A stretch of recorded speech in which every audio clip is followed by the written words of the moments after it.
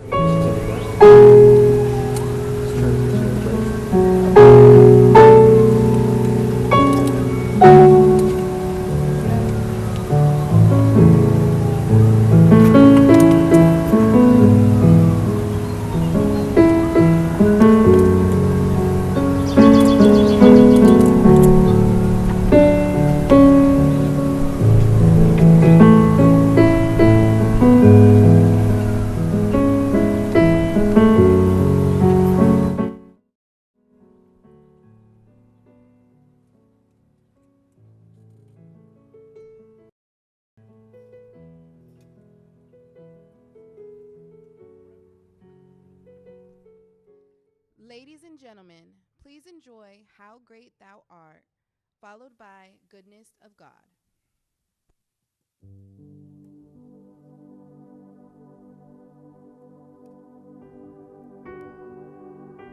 When I in awe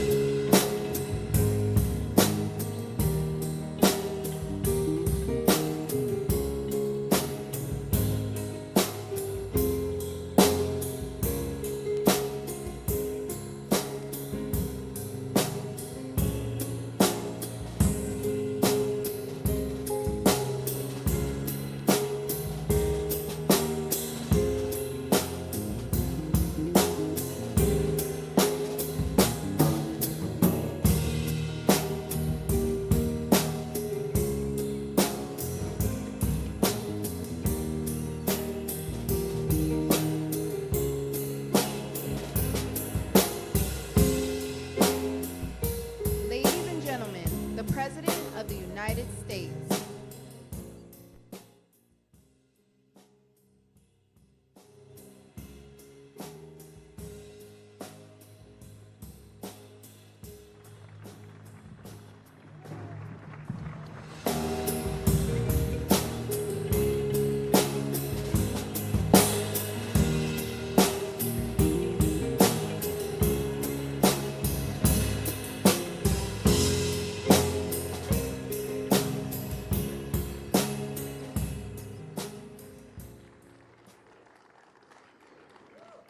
Well, good morning. This is a beautiful day. We could not have asked for a more beautiful day than this. And maybe that means something that brings us a little luck. But it's a great honor, and I'm delighted to welcome you to this very special place, the White House, to celebrate the annual National Day of Prayer. And we're doing it up big. This is the first time they've done it this way, and you deserve it. We all deserve the White House. The White House is special. We're bringing back religion in our country, and we're bringing it back quickly and strongly.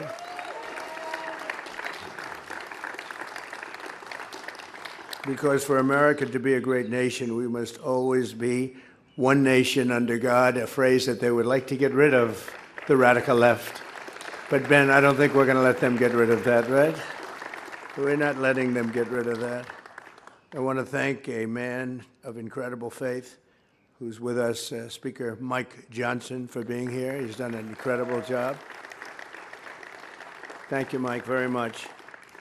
We're working very hard on a great, big, beautiful bill, and we're trying to come up with a name. And I said, why don't we just call it the Great, Big, Beautiful Bill? That's what everyone, so we're going to probably do that because everyone knows what it means. But later today, I'll be going to the University of Alabama to deliver the keynote commencement address to a record crowd. They have a big crowd. I guess they have 7 ceremonies. And they said, well, if you're doing it, we're putting them all together. I said, that's a lot of people. So we're going to put them all together. It's the first time they've done that. And I'll give it a shot.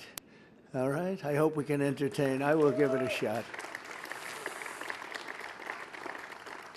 But before we begin, I want to let you know what I was just doing in a really great meeting with Speaker Johnson. We had also Majority Leader Steve Scalise, Chairman Brett Guthrie, who's a fantastic guy, and Chairman Smith. Everybody knows Chairman Smith. He's the most knowledgeable person on taxes and finances there is, to be updated on the progress of the one big, beautiful bill. We love that bill. I won't like it if it doesn't pass, neither will you. If it doesn't pass, your taxes are going to go up 68%. So think of it, 68, and this is a religious ceremony to me, but that's part of the religion, because if your taxes go up 68%, you might give up your religion. You might have no choice. You'll be working too hard to try and make it. And that's the Democrats. That's what they'll give you. They'll vote against it. It's not even believable. It's called Trump derangement syndrome, because honestly, everything in there is good for Democrats, Republicans, and everybody else. These will be the biggest tax cuts in American history, with 100% expensing, which is something that people cannot believe they're getting. We did it in the last one, and we had the most successful economy in my first 4 years that we've ever had, the history of our country. And expensing was one of the things that led to that. But it's 100% expensing for companies investing in America, and increasing take-home pay for the typical family by thousands of dollars a year. And to show you how middle income this is, there'll be no tax on tips, no tax on overtime, no tax for the great seniors in Social Security. So you have no tax on Social Security for our great seniors. And we have full deduction for interest. If you buy a car that's made in America, you get an interest rate deduction. That's going to be it's got to be made in America. If it's not made in America, we really don't care if you buy it or not. But if it's made in America, we want you to buy it. We make the best cars anyway.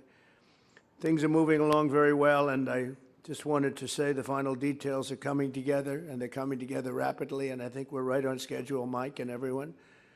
And I want to thank you and this group and all of the people that are over there right now not in the sun. They're working on the bill.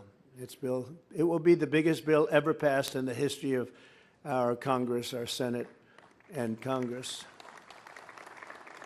That's a big achievement. One of the things that's very important will be saving Medicaid for Americans in need. We will not let the Democrats destroy it and all the waste, fraud, and abuse that they seem to love. And they will decimate Medicaid if they get the chance. We're not going to give them that chance. So just remember, we will be saving Medicaid and strengthening it. It'll be actually very strengthened. And they are going to decimate it. We can't let it happen. And very simply, to finish that, we will make America rich and healthy again. And why don't we say rich, healthy, and religious again, okay? Shall I add that for this group? Right, Dan Patrick? Thanks as well to the great people that are here. Pete Hegseth, who's doing a fantastic job. Pete, thank you. Marco Rubio, unbelievable. Unbelievable, Marco. When I have a problem, I call up Marco. He gets it solved. He gets it solved. Scott Bessent, he's got a very easy job now. He's negotiating with about 200 countries.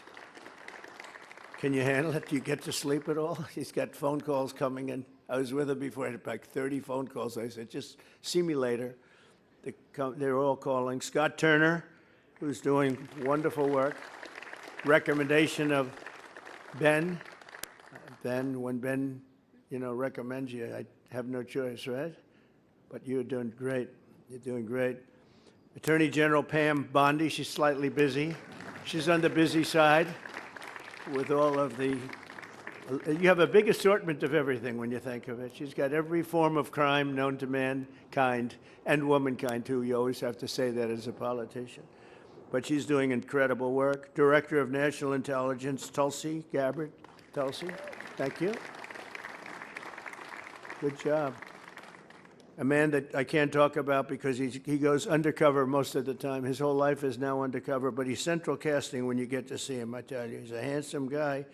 If I was casting a movie for the CIA, I'd put this guy in it. Director of the CIA, John Ratcliffe. Where's John? John? See? He's undercover. He's here, but he's undercover.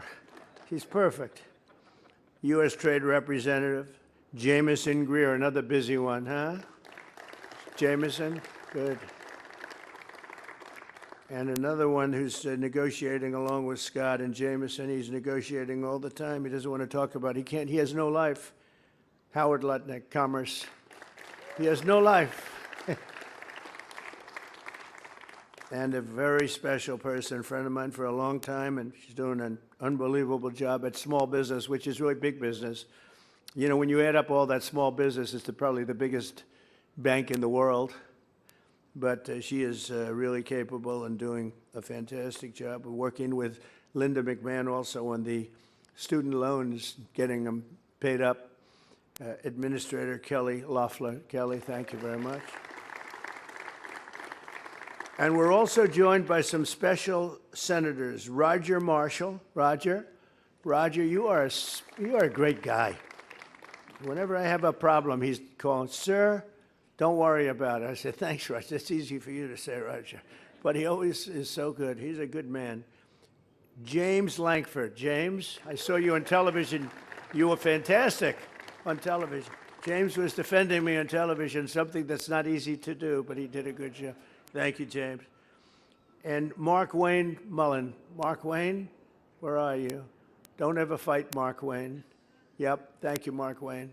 Don't ever fight him. He was a fighter. And Cindy Hyde-Smith is here. Cindy, hi, Cindy. Wow. And we have thanks, Cindy, you're doing great. I looked at your numbers. You're very popular. You don't need me to go out and campaign with you this year, huh? Isn't that good? Representatives Mark Harris, Mary Miller, Gary Palmer, Marjorie Taylor Greene, Robert Adderholt, Jason Smith, Chris Smith, Tim Wahlberg, and Josh Brenkin. Thank you all for being here. And we have some others, but I can't see them. I just can't. Cannot see him, so I'm going to get myself in trouble. They'll never vote for me again, Ben. That's the problem. You know, if you don't mention, hi, Mary, but Mary will. Thank you also to Senior Advisor Pastor Paula White, who has been so incredible. She's been right from the beginning, Paula, right? And we had like a 94% poll number, and I think Paula got it more than I got it. She's saying, no, I'm telling you, he's a good person. Well, we don't like him. We don't like him. I'm telling you, he's done more for us than anybody. Oh, okay. And she got us up to about 94%. And my old friends, they couldn't believe that I got that kind of a number with you, understand? But you have done a great job, and Jenny Korn has done an unbelievable job. Jenny? And, you know, they work right out of the White House. They've never done that. That's never been done before. No other president allowed that. I think, you know, they say separation. They say separation between church and state, they told me. I said, all right, let's forget about that for one time. We said, really, the separation? I don't know. Is that a good thing or a bad thing? I'm not sure. But whether there's separation or not, you guys are in the White House where you should be, and you're representing our country.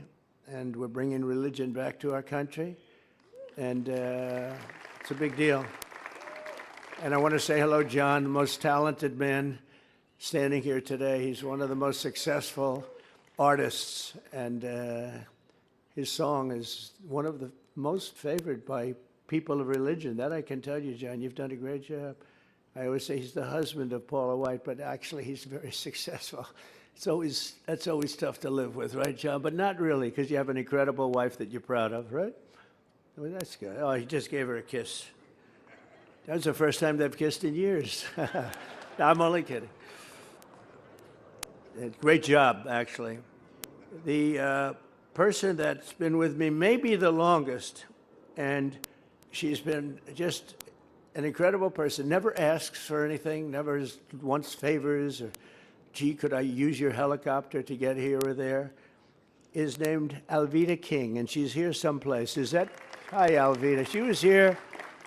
She was here before it was popular, before I had record numbers with the black vote. She was here long before I had record numbers, right? Alveda saw something, and yeah, she was here at the very, very beginning when we were polling on the low side with the black population. Now we're setting records with the black population. We got criminal justice reform done. We got the black colleges and universities, you know. I got that financed for, it was a very interesting story because for 2-3 years, I'd see these really great people, like 50 of them, or maybe a little more. They'd come up to Washington looking for money for historically black colleges and universities, and they'd come up, and the first time was okay. I helped them get it. I got it for them, and that was it. Then the next year they came up, and I said, why are you up here? We took care of you. They said, no, they make us come up every year. I said, you got to be kidding. So we took care of them, Speaker. We got them long-term 10-year financing, more money than they were asking for. And I would say, I think I'm the most popular with those 50 people. They like me. They couldn't believe it because they were forced to come out. This is for 40 years. Every year they'd come up.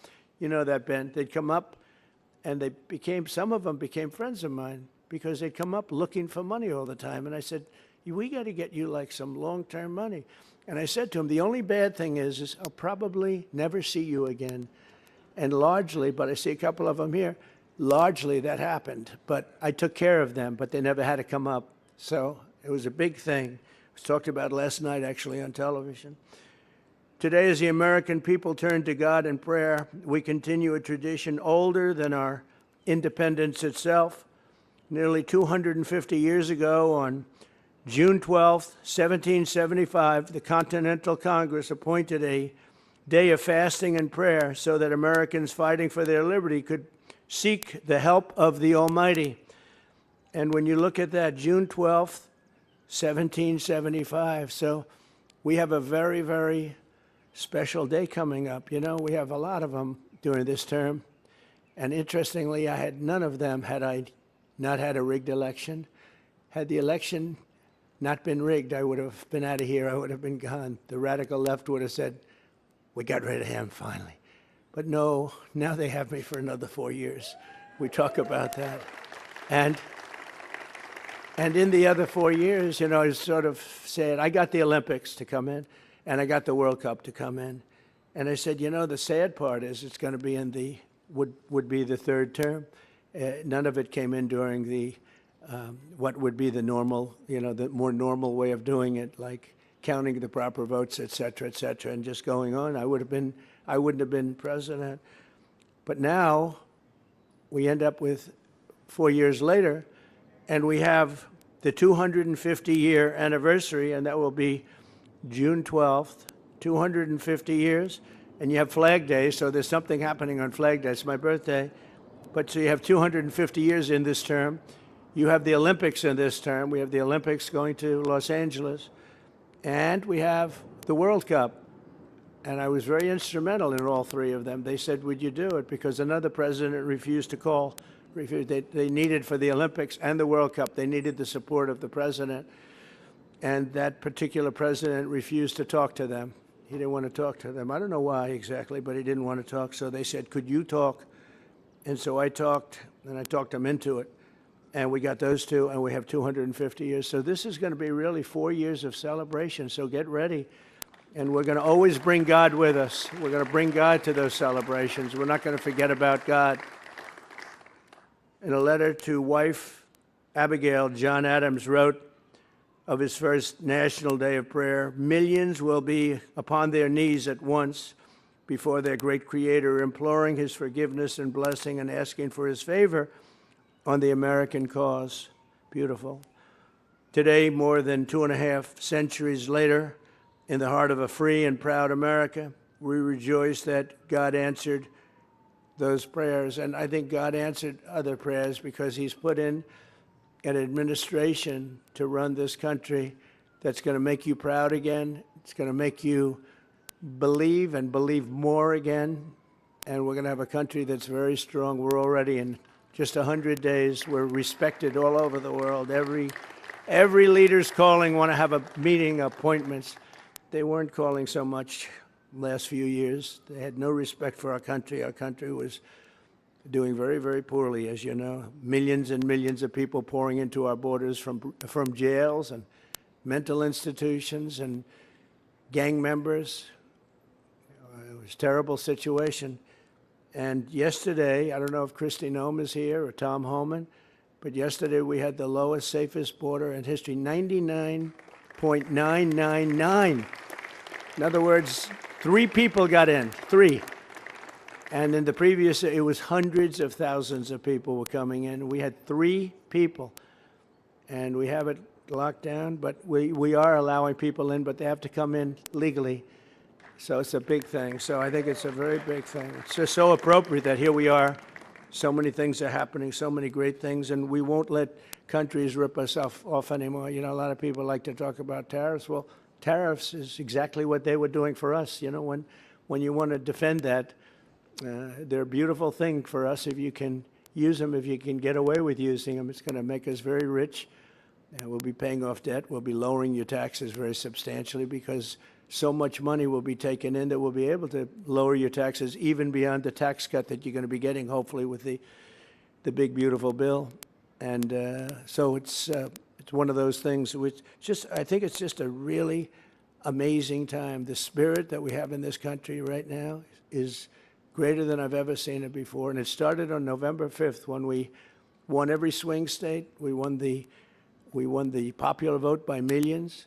We won every district. Think of this, the districts, it was 2,750 versus 505. And we got 312 electoral votes. Everyone said, maybe he can get 270. We got 312. It was a great election, and it has just revitalized the country. And I think I can say one other thing that's, to me, really incredible that it can go so quickly. If you remember 6 months ago, prior to the election, we were unable to get people to join our military. We had a waiting list that was a mile long of empty spaces, and we couldn't get anybody to join. We didn't know actually what to do. Now, I wasn't in the administration, but they didn't know what to do.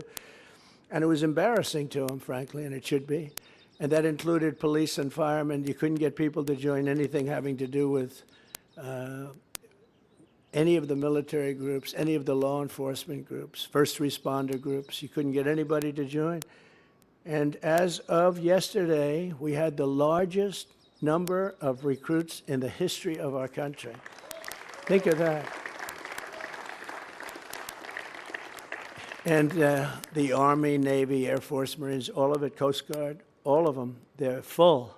And we have a waiting list, and we're actually picking the ones we want, and we're trying to take care of everybody, but you're picking the ones you want, and it's been amazing. And to think just 6 months ago, you were hearing that people weren't signing up, and that includes now our police force. Our police forces were really starving for people.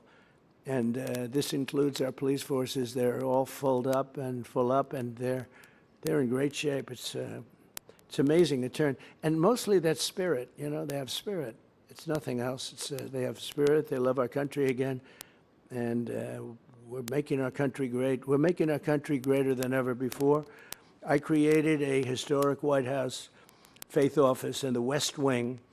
And that's going to be an office that's been very well. I see already you have a lot of people going back and forth, and that's good. That's what we want, to defend and represent people of all faiths and their religious freedoms at home and abroad.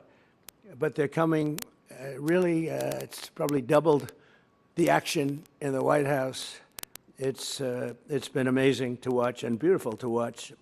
The White House can handle it. This important office will work to protect vulnerable women and children, strengthen the American family, promote the dignity of work and choice in education.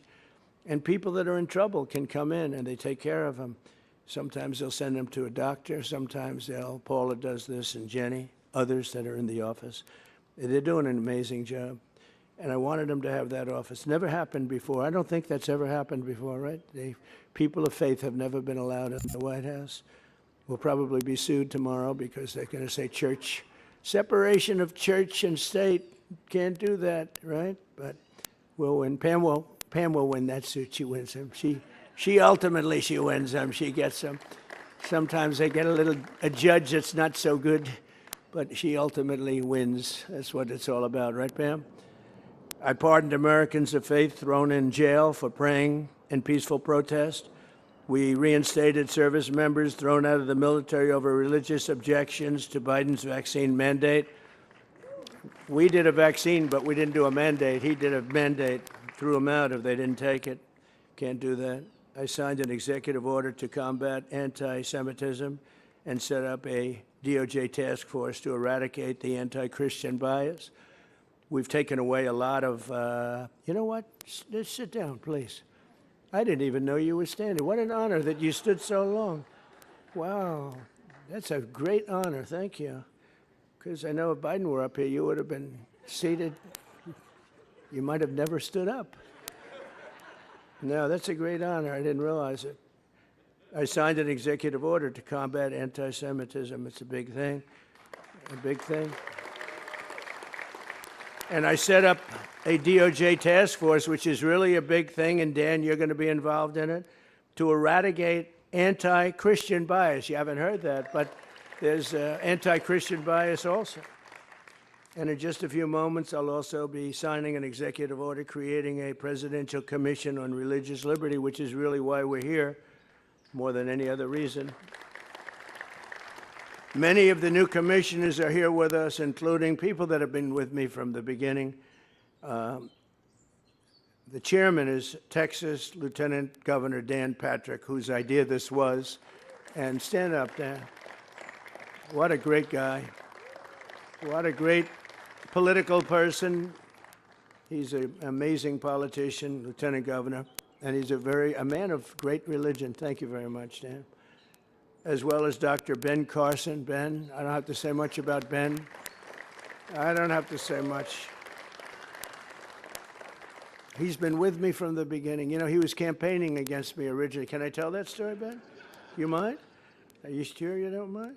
Because he was campaigning, and he was very effective, and he was going up in the polls, and he looked at me about 3 or 4 debates in, and he said, you know, you're going to win by a lot, don't you? This was during 2016. And I said, what do you mean, Ben? What do you mean? You're campaigning. Don't say that, Ben. You're campaigning. You have a shot. He was a little bit behind, but it's pretty far enough. But he said, you know you're going to win. These people can't beat you. Nobody's going to be able to beat you. I said, why? He said, because God is with you. I said, that's nice. Then he said it once again in the church. Remember that, Ben? He pulled me over. He said, remember what I told you. God is with you. And we went on to win 3 times. We won. We won the first time. We did great the second time. We won the second time. Everybody knows it. But we made it too big to rig the third time. Too big to rig. They tried. They tried.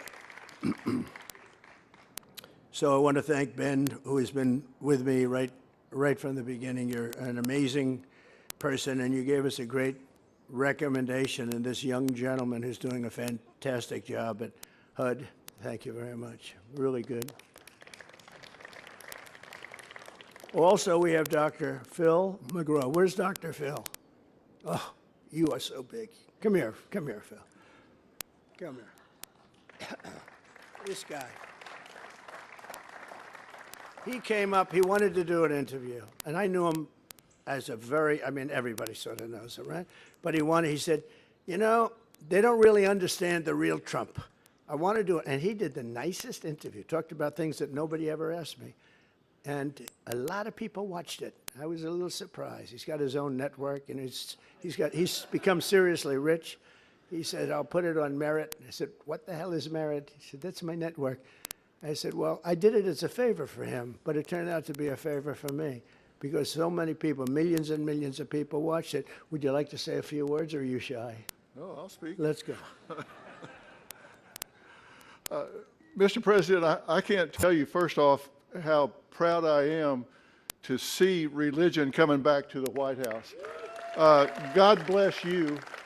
God bless you for doing this. And let me tell you, it's not a popular thing to do in America right now. And Speaker Johnson is here, and you know he's a man of religion. But you know, I've sat with President Trump with no cameras around, nobody listening, nobody watching.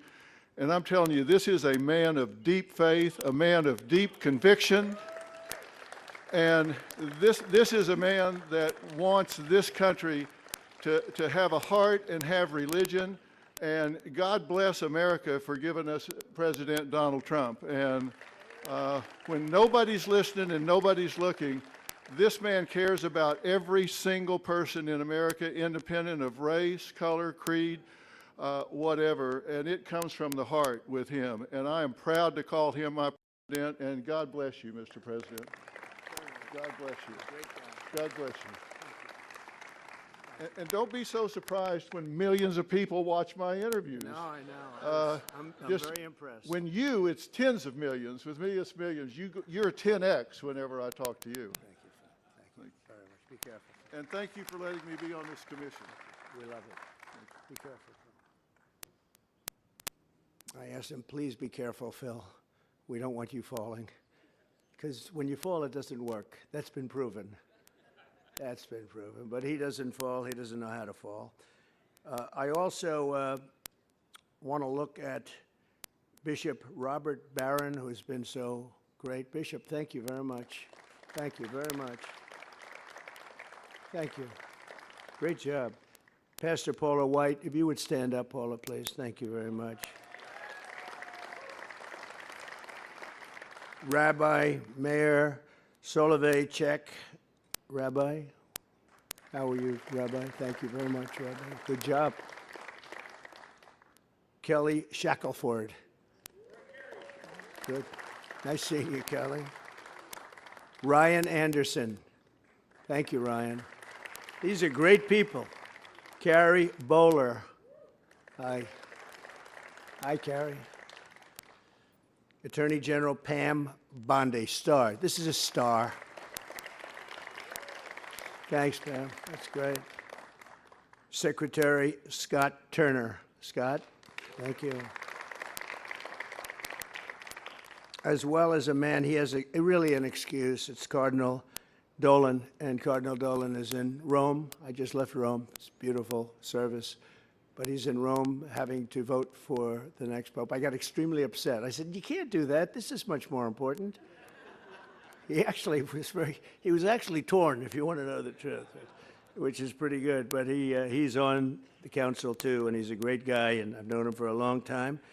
I'd like to ask, if I might, to have Dan Patrick, one of the most highly respected men in politics. We worked on something having to do with your governor. We worked on something having to do with school choice, and we knocked it over the fences first to really, and that's the ultimate school choice in Texas. And he's been fighting for it for years, and we got it over the line pretty easily, as it turned out. So please come up and speak. Thank you.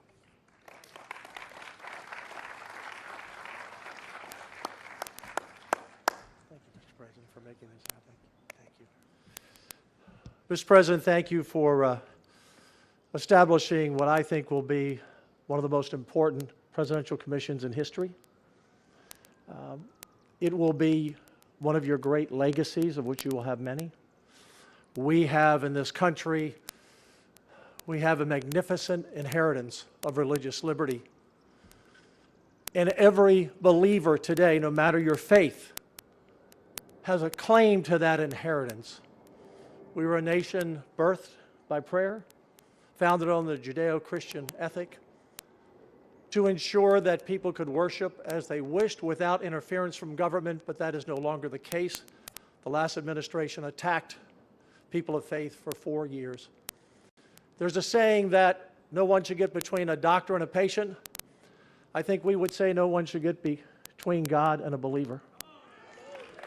No one should get between God and those seeking Him. There are so many people in this country, they may even have a family, they may have a job with a lot of employees, but they're alone, and the only person they can turn to is someone who's not listening, but they can turn to God because He is their refuge and He is their wellspring of hope. And no one, no government, no school district, at any level of government or in the private sector should say to someone, you can't pray here or where. That is our right.